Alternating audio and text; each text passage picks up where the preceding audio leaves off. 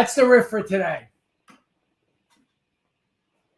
Welcome to another episode of Loser's Lunch, our weekly exploration in and of, I've expanded that, excellence. Hope everyone had a great 4th. There was my homage to America. Or now that I'm down here in Florida, we call it America. So before we get started, and I apologize for not having a guest this week. You know, it's obviously a day late, but not $1 short. But we will be back to having guests. I prefer it rather than me just going on a rant for a half hour. Before we get into the markets and a couple of the things that I wanted to talk about, you know, I posted the Mancuso Market Minute, and I hope you've been enjoying that. Oh boy, I gotta shut off alerts. I'm gonna get yelled at. I've been doing the Mancuso Market Minute. Hope you've been enjoying it. And I on the one this morning, I kind of said, hey, can we stop hurting each other? I've always been very intentional about not wanting to be political here. So, by the way, I'm not pro-gun, anti-gun, any of that stuff, not talking about it. Here's what I do want to say about this, right? Because I think that there's a business tie-in, but you know, just in general, what I find so often in life, business, even medicine, I'm not a doctor, but we tend to want to treat the symptoms and not the cause. And so what I want to say about this is, while we need better gun control, okay, that's not going to stop violence. It'll be a bomb. You know, I talking on my one-on-one, you know, I don't believe a single gun was used in 9/11. I mean, it was planes, it was box cutters. If someone wants to do unspeakable things, they will figure out a way. For me, and this is what sort of Loser's Lunch is about, and this was sort of about what empowering people more is about.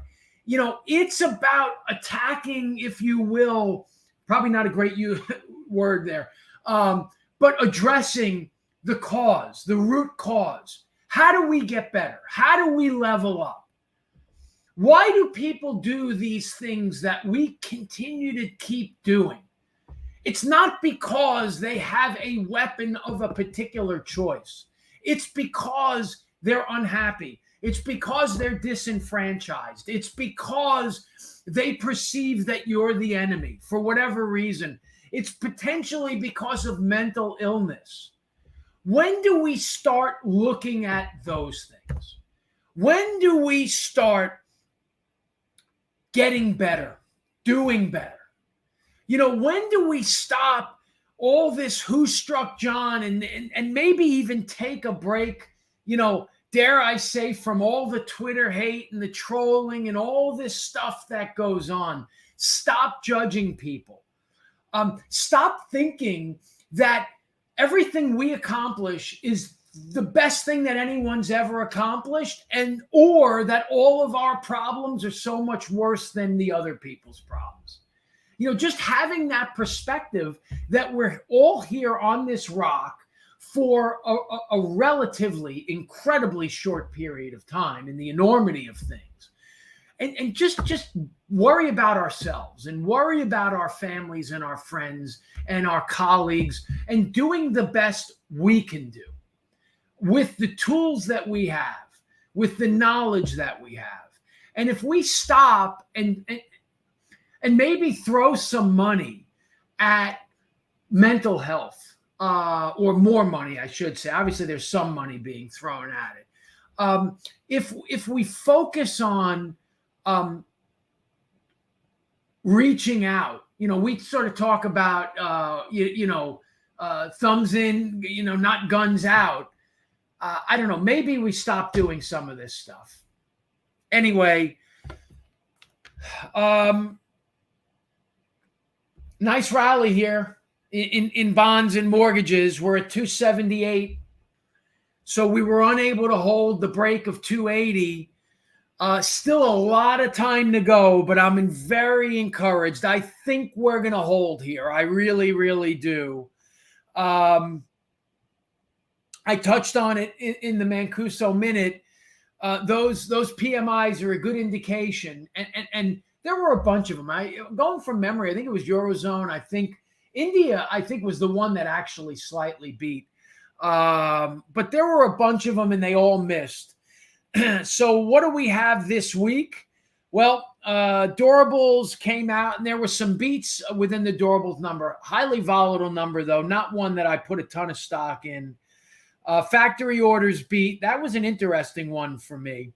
Tomorrow we have mortgage apps, of course, and then ISM services. We're projecting 54.3. Last month was 55.9. So even if it comes in on the number, it's still a month-over-month drop. And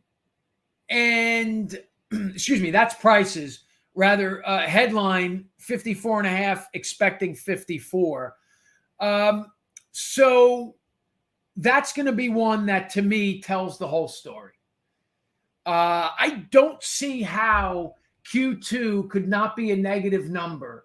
If the ISMs have been sequentially worse and Q1 was a surprise negative, and inventories are stockpiling, so anecdotally, we're not building inventories, but maybe we had some, jerky companies build even more inventory, on top of an increasing inventory. So going to be interesting. And then, of course, ADP, non-farm payroll Thursday, Friday with claims. And then the Fed minutes. What'll be interesting, what I'm going to look at in the Fed minutes is we know that we had one dissenter. I think it was Esther Williams. I forget who it was. But I know we had one dissenter.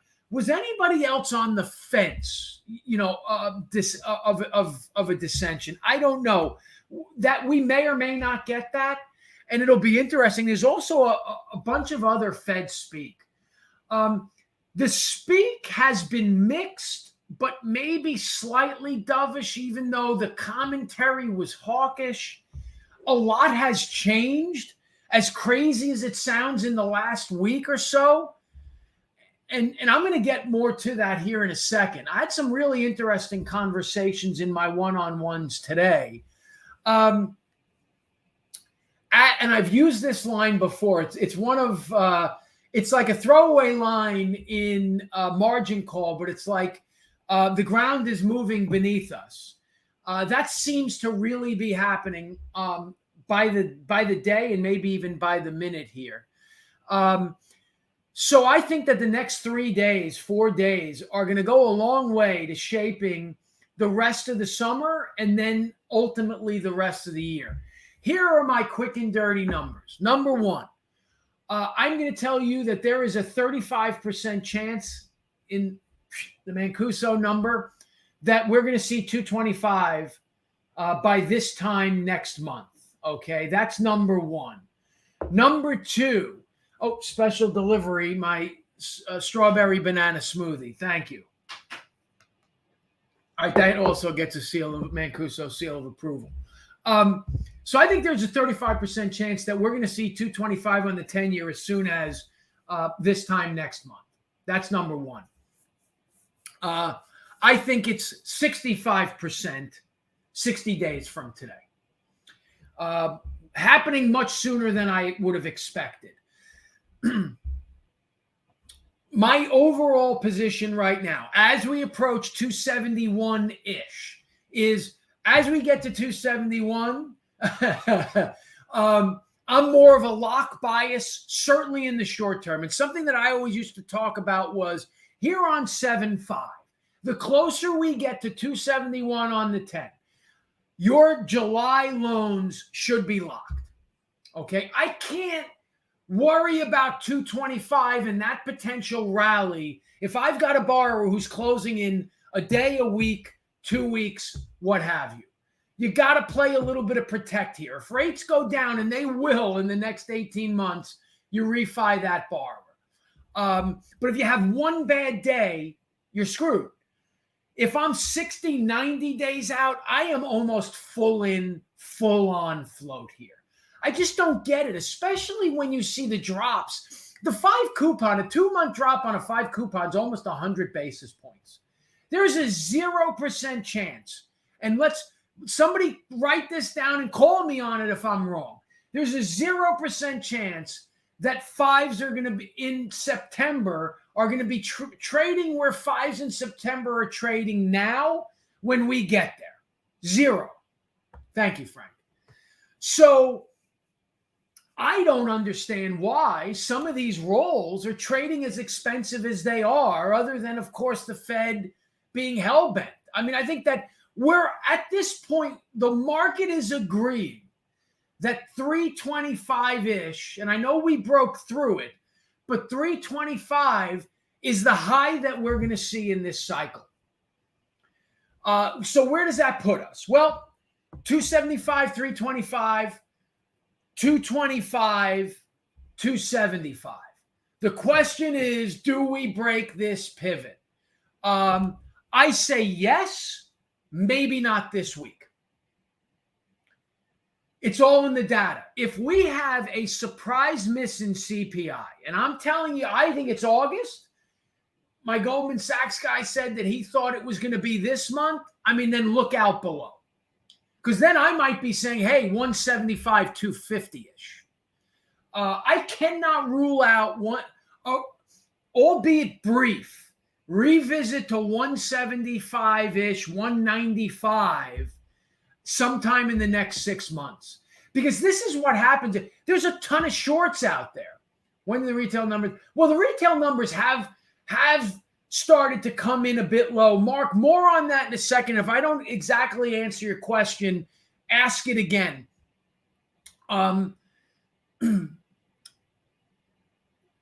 There's a lot of shorts out there. So the moment that they realize, oh my gosh, boom.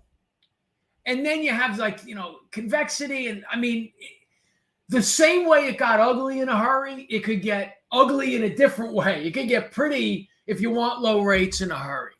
So Mark, sort of to your point, let me know if I'm addressing this. So there's a business, I believe it was a furniture business, that's been in business for 20 years. 20. And this is courtesy of Neil Robinson from our EPM office in Manahawkin. In 20 years, this past weekend was the first weekend that they did not get a single order. I want you to think about that, folks. And how has the bell already rung and we're chasing ghosts in terms of inflation, to your point, Mark? 20 years in business, one weekend with 0 orders. It was this past weekend or the weekend before, one or the other. Irrelevant whether it was this weekend or last, but I think it was 4th of July weekend. Even more of a reason to have an order because usually you have sales and blowouts and such. Number one. Number two, very large backyard landscape pool company. No orders, 3 cancellations.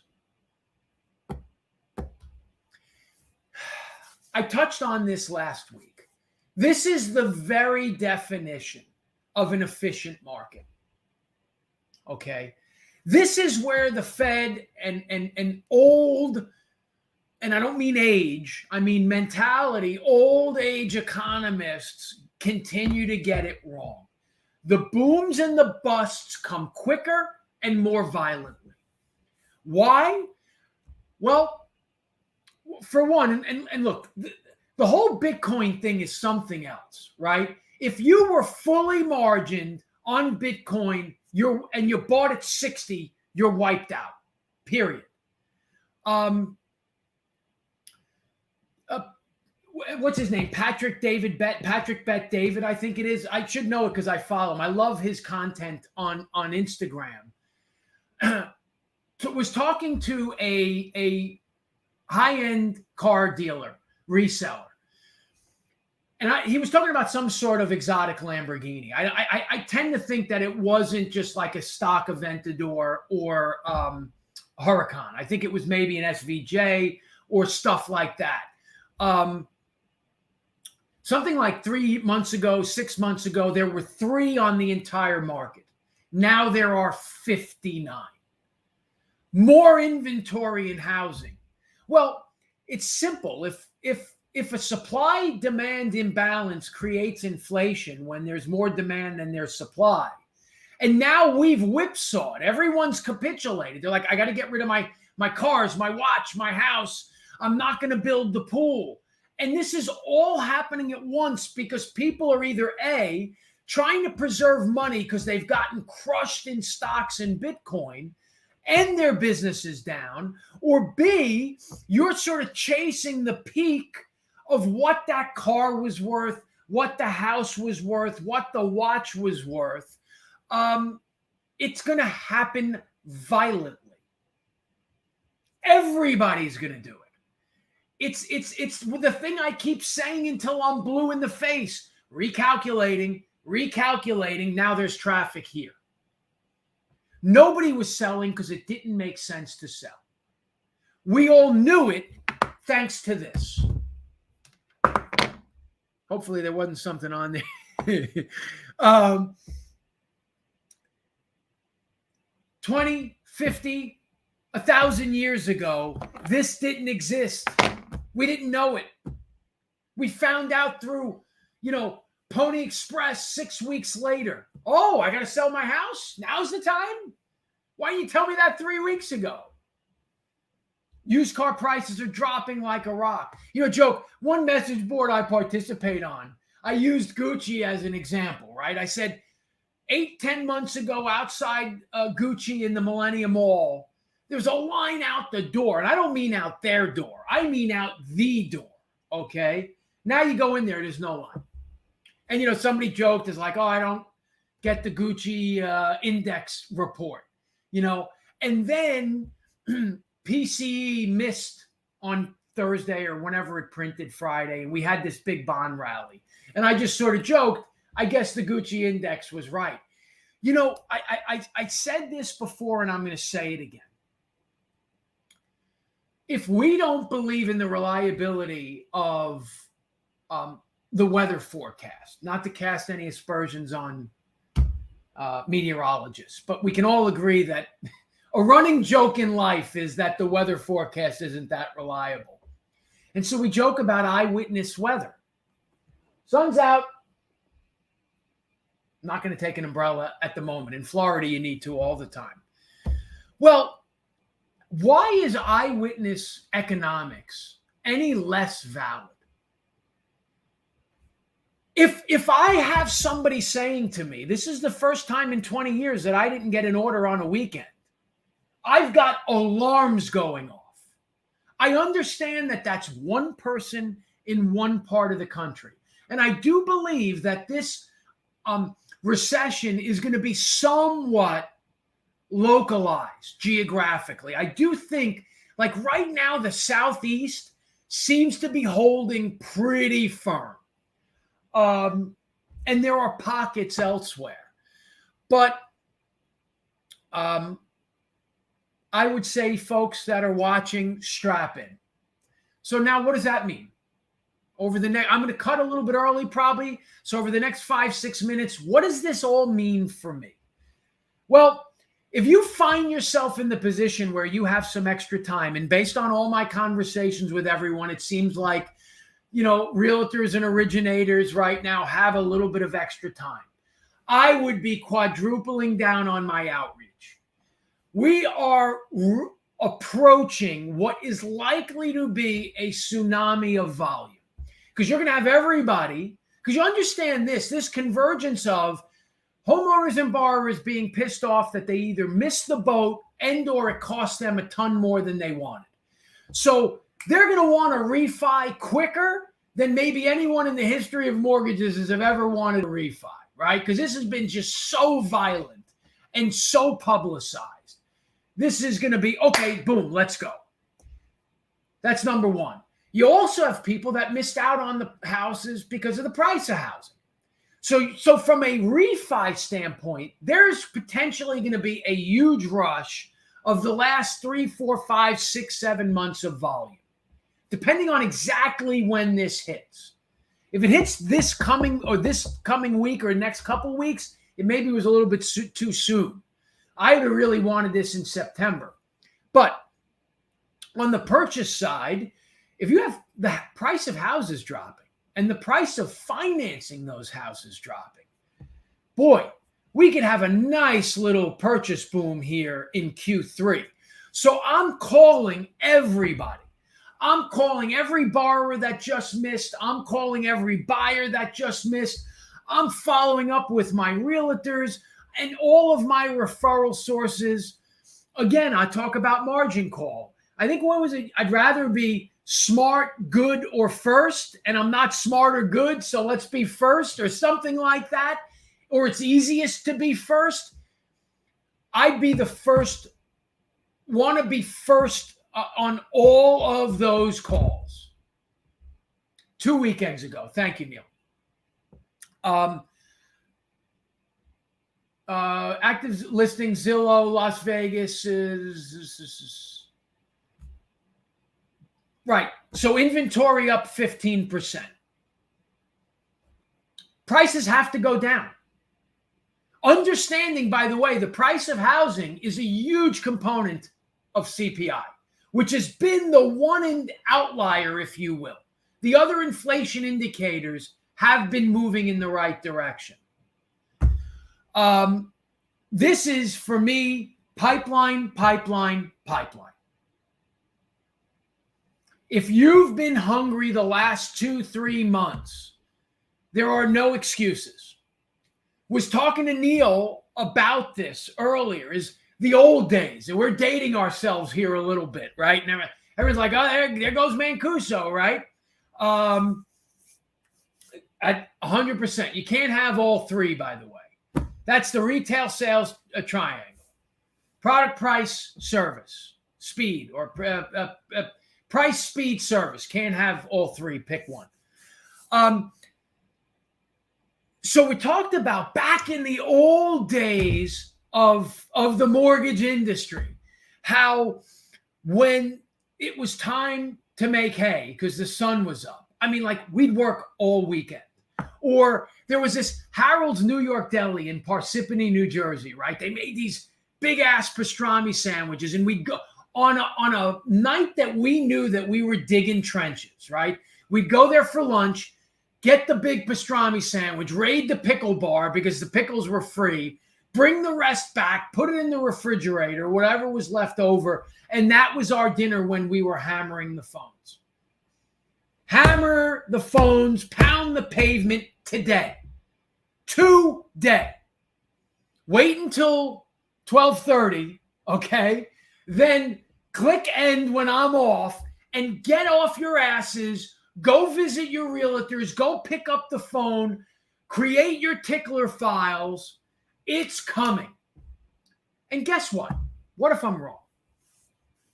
What if the small chance that we're either not in recession or headed to recession, that inflation hasn't peaked, that rates aren't going to come down? What happens if this is all delusion? Well, if you're still outworking everyone else, you're going to get the business that's there. Be greedy when people are fearful, and fearful when people are greedy. That is the key, or one of the keys, I should say, to success in the markets. Mark, did I answer your question? Got some feedback. Let me just spend a minute, if I may. Got some feedback on the Mancuso Market Minute about, hey, can you, sort of dumb it down for people who aren't experts in the market, or can you, talk about a little bit about what some of these things are and all these letters? Look, I can't do that in a minute. I said, hey, I might attack a little bit of that on Loser's Lunch. So here you go. First of all, when I talk about ISM, the Institute of Supply Management, here's one of the reasons why I love it. It's because it's incredibly, and that actually reminds me about a retail story I want to tell you too. It's an incredibly topical, and not only topical, but actually forward-looking, because of how early it hits, indicator. And so why it is, it's like it's sort of looking at the infancy of a product or a service. So it's generally an early indicator of strength or trouble. And so when I talked about in that chart that we showed about how CPI lags, it's why it really lags is CPI is sort of backward looking. More on that in a second. And ISM is like sort of forward looking. So it really separates the two. And the reason why I say CPI, Consumer Price Index, and PPI, Producer Price Index, which are measures of inflation, why I say it's backward looking is somebody gave me an analogy about flying a plane. When you go to turn, that's a good question, Todd.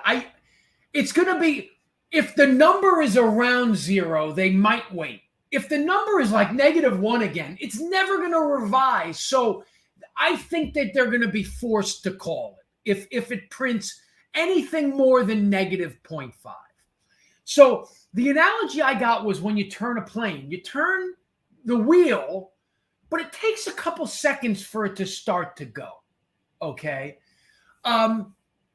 That's what's happened in our economy. The brakes were jammed on weeks ago, months ago. And we're just starting to see the effects. The same way that heat was applied a year and a half ago, and we didn't kind of see it until the end of last year, beginning of this year. Played golf on Monday with the former CEO of a $1 billion retail company. Super great guy, by the way. And he is hearing it from folks that he knows about a slowdown. You know what he said to me? Retail's always the first indicator. Why? Because that's where you spend your money if you have a couple extra bucks. Now, interestingly enough, I shot 85. It should have been so much better, by the way. I mean, I started out even par through the first, I think, 5 holes, striped one down the middle, and then on a par 5, I couldn't get there, and I just sort of bunted an approach. It was a bad shot. Ugh, terrible. But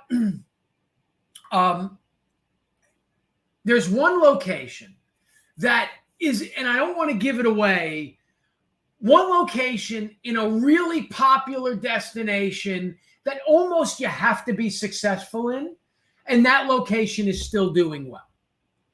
So I do think that sort of speaks to the pockets that could escape recession. You know, the other thing that I'll also throw out there for your consideration, travel seems to still be strong. Well, not so easy to back out of travel. So there's still going to be some potential noise in some of these numbers. What'll be really interesting, and I'll say this, is as a further indicator. So let's just assume that we see what we think we're going to see over the next 60, 90, 120 days. How bad it's going to get, I think that December, January, February travel will be a really good indicator of that. Because I think that those numbers are going to prop up some of these numbers, because if you're kind of booked, you're booked. So here's the bottom line. Pipeline. Make the calls. Make hay while the sun is up. Okay? Think about the pain of the last 3 months. You should be working through the weekend. You should be calling everybody that you should be calling. Thank you, Kev. You should be pounding the pavement, pounding the phones. Agreed, Todd. You should be making the relationships. This is about relationships at the end of the day. Heard a story about how they hadn't heard from their loan officer in 3 months. Opportunity. Don't be that person. Create those tickler files. Tweak your CRMs. Be first.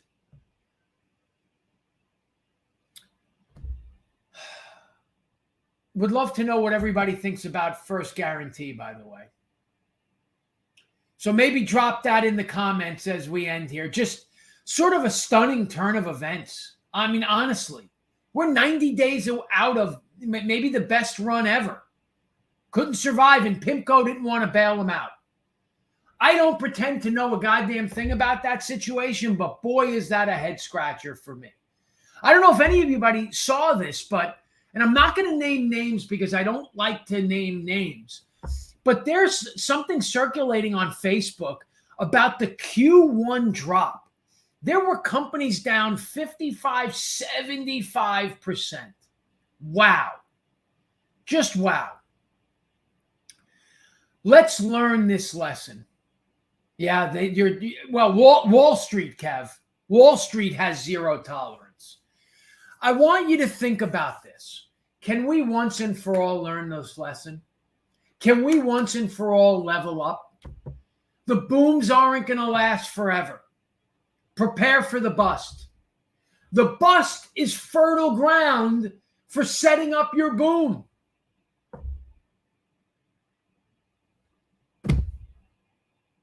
And why the hell were the Yankees not playing? What do you mean, Netflix? Why were the Yankees not playing on the 4th of July, by the way? Right. No, look, efficiency. It's an efficient market in every way, and we're getting closer and closer in every way, shape, or form. Congrats to P. Reed on a great weekend. Sammy, I think, finished in 11th. So that's 2 top 15s. Just heard great things about Liv, by the way. In a time of peace, prepare for war. You know, and that's where I say, you know, think about this. Let's just talk real quick about this whole PGA Liv thing. Well, the PGA is trying to take shots at Liv. Liv is just living their best life. Lead the way and stay ahead. The same way. Everything, you know, I bumped into Sam yesterday. I said, look, that atmosphere on Saturday was absolutely electric on the TV. Was it that good there? He said better. The fans were better. They were younger. They were loving it. And I still got the PGA going, bop, bop, bop, bop, bop. Right. And all of a sudden they come up with this money. Look, I'm going to still watch the PGA, folks. Right. And again, I'm applying this more for business. Right. I'm not getting into this whole PGA Live thing. But you talk about the stale, obnoxious, overconfident PGA jamming down the players and the fans' throat what we need to see, what we should want. We don't have any money. We can't increase purses. Here comes Liv. Brand new business. Here I come. Asking questions. What could we have done better? They tweeted it. Do you ask your borrowers? We talked about this, right? That making that call to your realtors, to your referral sources. What did you think? Good, let's do more business. Bad, what could I have done better? Embrace the conflict. And now you have these guys, Justin Thomas, taking shots at them. And it's like, these guys are, you know, that's how the PGA started. It's funny how people forget history. The PGA started the same way Liv did. Yet we forget that. Why? I'll leave you with this. It's an old adage. I often use it. I didn't make it up. It's easier to bring other people down than to pull yourself up. That's what Losers Lunch is about. That's what empowering people more is about. And I really wish that that's what we would all be about, is stop bringing others down, pull yourself up, take responsibility, thumbs in, not guns out, stop the violence, stop the hate. Let's look at the cause. Let's figure it out. A rising tide can lift all boats. Exactly right. You don't need a TV deal because, by the way, everybody consumes on this. I haven't watched TV since COVID, which is somewhat counterintuitive. That's a different story for a different day. Everybody, crush it. Second half begins today. Prospect, prospect, prospect. CRM, beat the streets, pick up the phones. Pipeline, baby. Let's go. I'm going to drink my smoothie.